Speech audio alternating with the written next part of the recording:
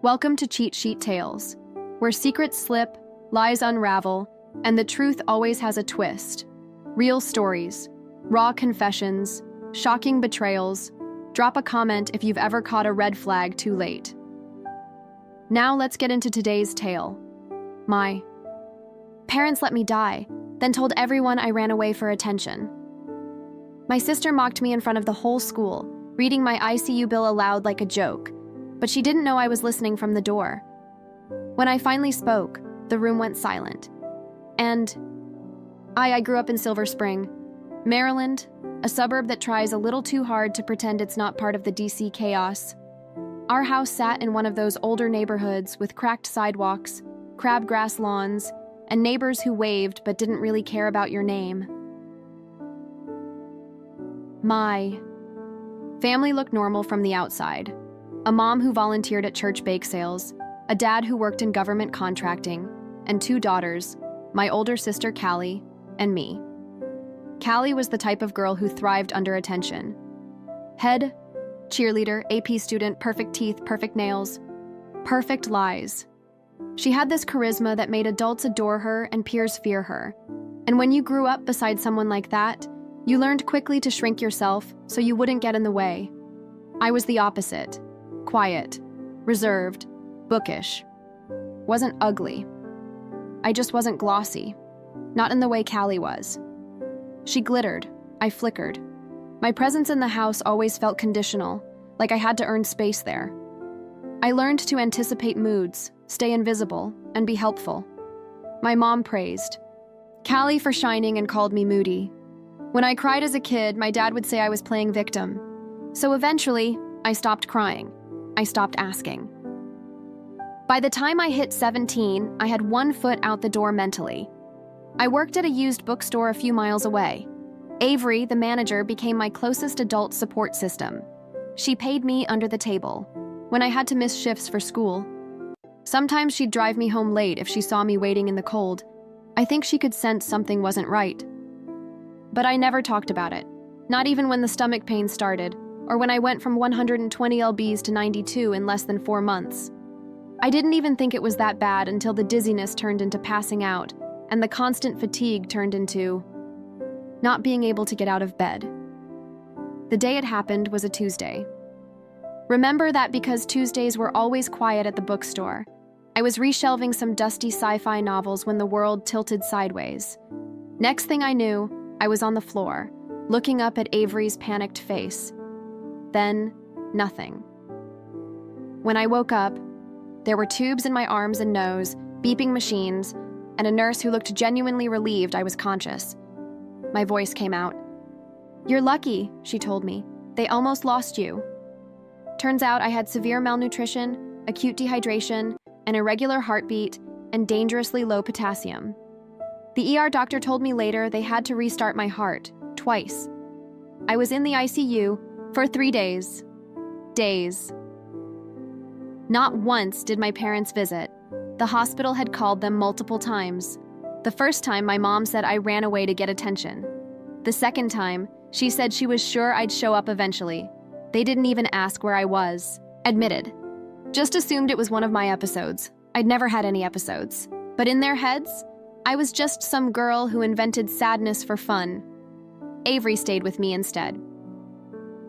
She sat in the vinyl hospital chair by my bed, reading old paperbacks and holding my hand during blood draws. I think I cried more from that kindness than the actual 4-needle. When I was stable, the hospital reluctantly discharged me. I didn't have the legal right to refuse going home, and CPS was overwhelmed. My parents picked me up like I was an inconvenience, like they were doing a chore. Sat in the back seat, clutching my hospital paperwork in a manila envelope, feeling like a ghost. They never asked how I was feeling. My mom made a comment about how dramatic the hospital was being. My dad asked who was going to pay for the ambulance ride. When we got home, I went straight to my room. I didn't come out for 2 days. Callie didn't even pretend to care. She wasn't hostile, just cold, polished indifference. She scrolled through Instagram while I quietly shuffled to the kitchen in oversized hoodies, barely strong enough to stand for long. I kept my discharge documents hidden in my desk drawer. One night, while I was asleep, she found them. I didn't know she had, until the night of her birthday party. She invited maybe 15 people from school, friends from cheer, a few football guys, a couple student council kids. I wasn't allowed to go out yet per hospital orders. I was barely functional, so I stayed in my room with headphones on, trying to block out the music and laughter. But sometime around 10 p.m., I heard my name, and then I heard laughter. I paused my music. Someone shouted, "Read it again." Then Callie's voice, high and gleeful. $186 for 2038 for starving yourself. Ray's brand new glow up. Don't forget to donate, everyone. She's just dying for attention. Literally, laughter, applause. A guy cackled, "What a psycho." I stood there, in my hallway, feet numb against the floor. I walked slowly to the staircase and saw her standing in the middle of the living room, holding a printed copy of my ICU bill like it was a comedy set. She was performing. They were eating it up. I hadn't realized I made a sound until one of the football guys turned and said, she's right there." Everyone turned. I don't remember walking. I only remember silence. I stepped into the room. My voice was barely audible, but it cut through everything. That bill is from the hospital where they had to shock my heart back to life, twice. I was unconscious for 3 days. And you're laughing? Callie's smile shattered like glass. No one moved. No one breathed. "You took my papers from my drawer," I said, quieter this time. "You read them like they were a joke while I was in bed, trying to keep food down for the first time in a week." I turned to the room. "I'm not going to yell. I just want you to know, you all laughed at someone who nearly died. And the only reason I didn't is because a stranger cared more than my family did." No one said anything. I left the room. I went back upstairs, locked my door, and cried in the dark. Not because of the humiliation, because I knew then there was nothing left to save here. After that night, things changed, but not in the ways I'd hoped. I stayed in my room for the rest of the weekend. I didn't speak to anyone in the house. My mom popped her head in on Saturday morning and asked if I was done sulking yet. I said nothing. She rolled her eyes and walked out. By Monday, I had to return to school. The guidance counselor had called my parents while I was still in the hospital to set up an academic reintegration plan. I was technically allowed to take more time, but my parents refused to let me milk the situation, so I went back. Body weak. Head down. The stares started before the first period. People didn't laugh, not like at the party. They mostly just watched. Some whispered, others awkwardly, avoided eye contact, especially the ones who'd been there when Callie made her little stand-up routine out of my ICU stay. No one apologized, except for one person. Layla Chang, one of the quieter girls on Callie's cheer squad, stopped me outside the vending machines during lunch. "I'm sorry," she said, eyes wide with guilt. "I didn't know it was real. Like that. It was that serious." I didn't laugh, but I didn't say anything either. I stared at her for a second, unsure what to say. I didn't want to be cruel. She was the only one who'd acknowledged it at all, but I also couldn't bring myself to make her feel better about it. So I nodded, then turned and walked away. When I got home that afternoon, the manila envelope with my hospital records was gone from my drawer. I confronted Callie. She was sitting on the couch scrolling through her phone like nothing happened. "Where are my medical papers?" She didn't look up. "I don't know what you're talking about. You read them out loud in front of 15 people. Don't play dumb." That made her look up. Her face was calm. Too calm. "Okay, so what? You shouldn't leave that stuff lying around if you don't want people to see it." I stared at her. "You do realize what you did is illegal, right?" "Oh, relax. It's not like I posted it. It was a joke. You told them I almost died for attention, because that's what it looked like." She stood up, then tossed her phone on the couch. "You know what, Mira? You've been pulling this mopey nobody loves me act for years. You want people to feel bad for you, and then you're surprised when they get tired of it." I didn't say anything. I just walked away. But something in me shifted after that. I wasn't just angry anymore. I was done. That week, I called Avery. Didn't even know what I wanted to say at first. I just knew I couldn't be in that house much longer. Avery picked up on the first ring. I guess part of her had been waiting for the call.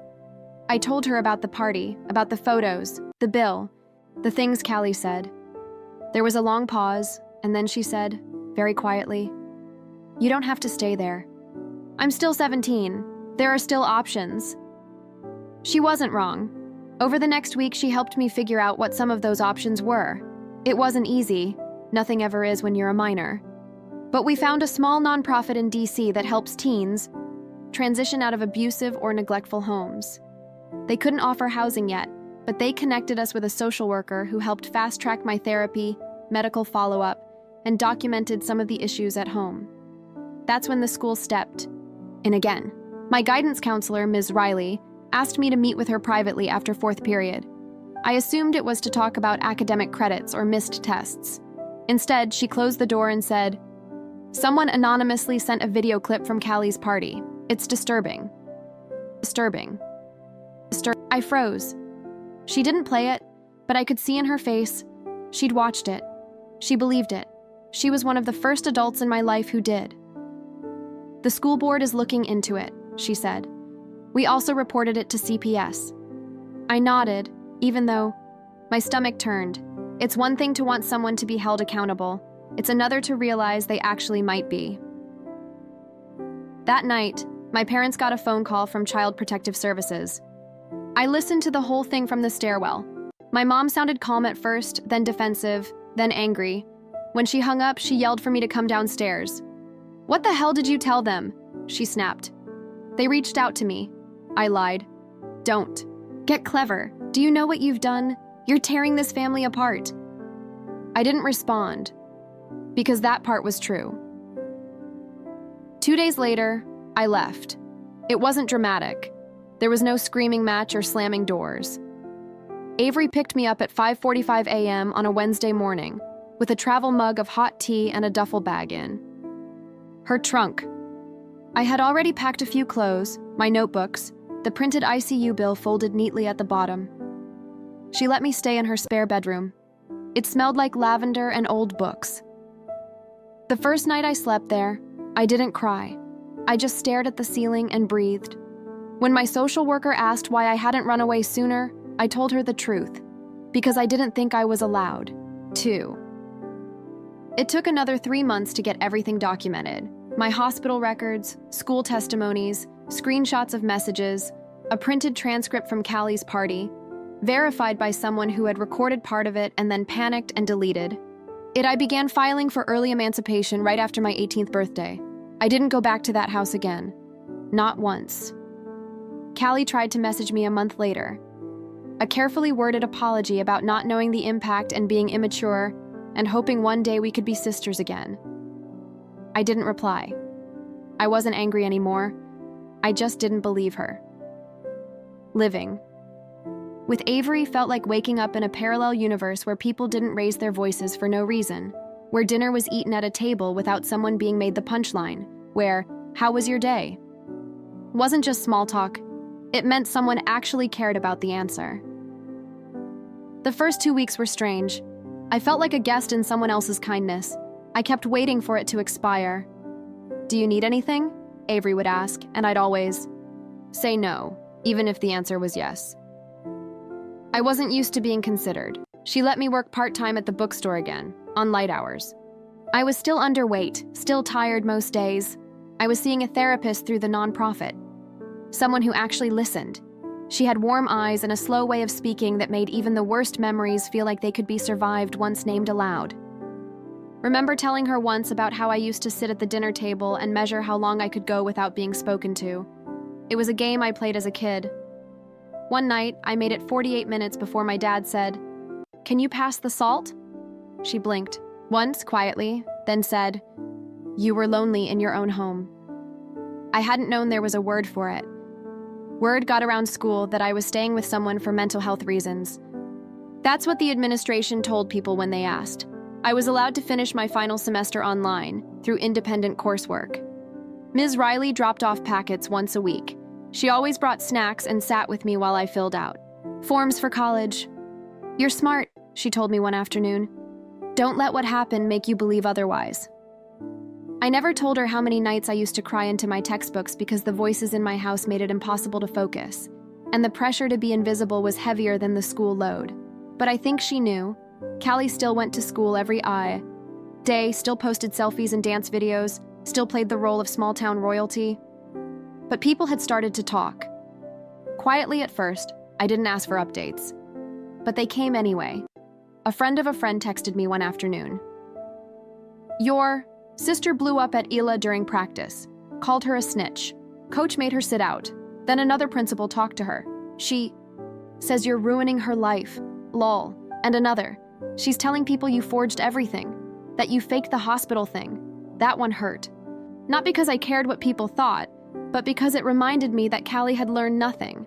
I wanted to be angry, to fire back, post screenshots, expose her, tear down every illusion she'd built around herself. But instead, I closed my phone and went back to work. Because for the first time in my life, I didn't need to prove anything.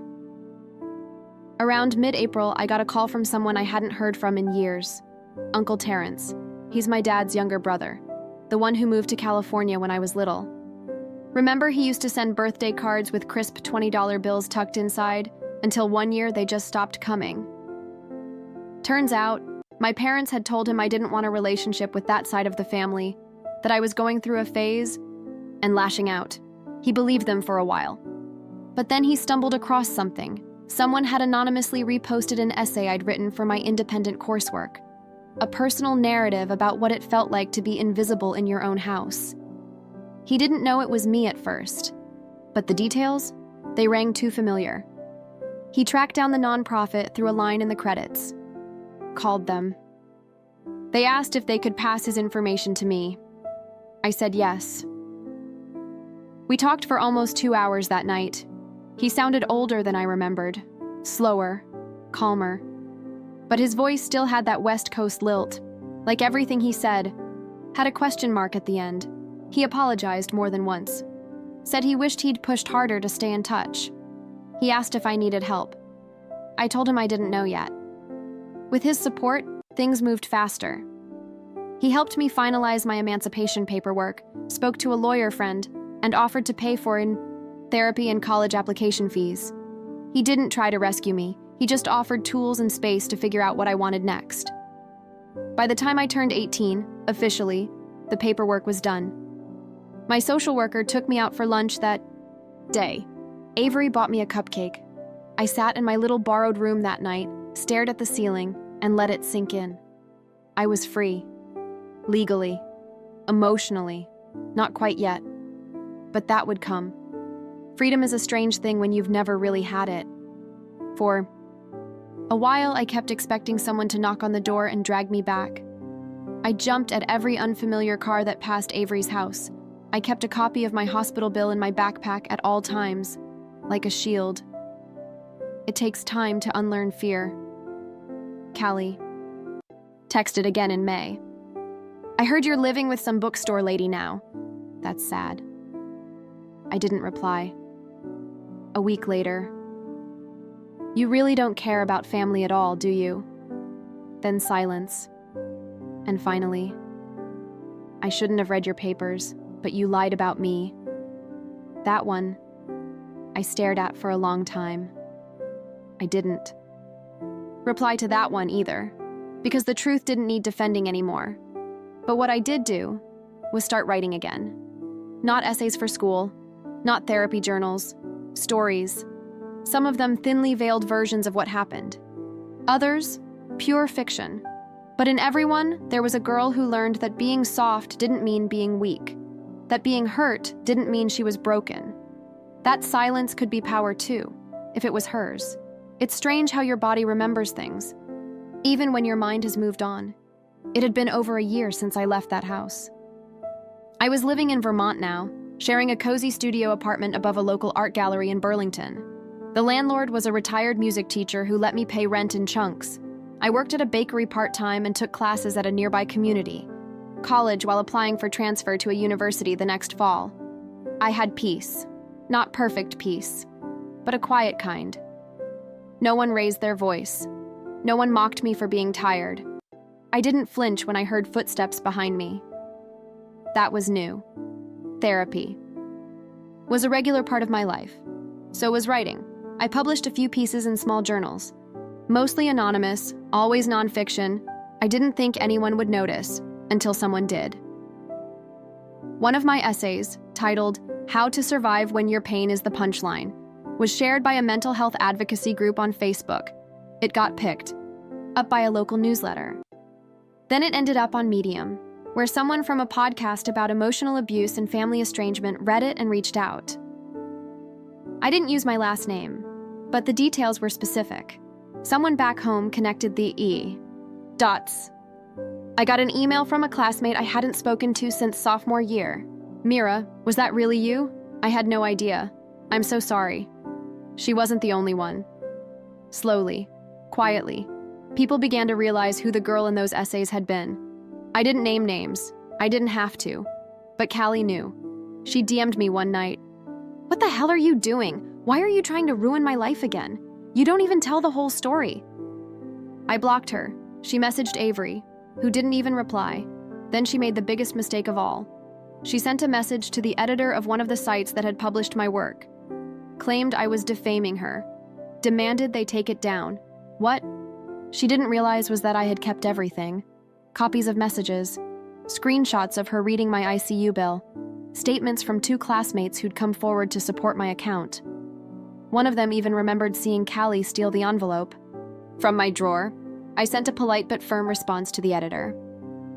They not only refused to take the piece down, they asked if I wanted to write a follow-up. I did. This time I used my full name. The title, "My Family Said I Was Lying. Here's the proof. I was careful. Honest." It included medical records. Redacted. A summary of the emancipation proceedings, and a transcript of the CPS report findings that cited emotional neglect and verbal humiliation as documented issues in my former household. I didn't call Callie out directly, but everyone in our town knew. It spread faster than I expected.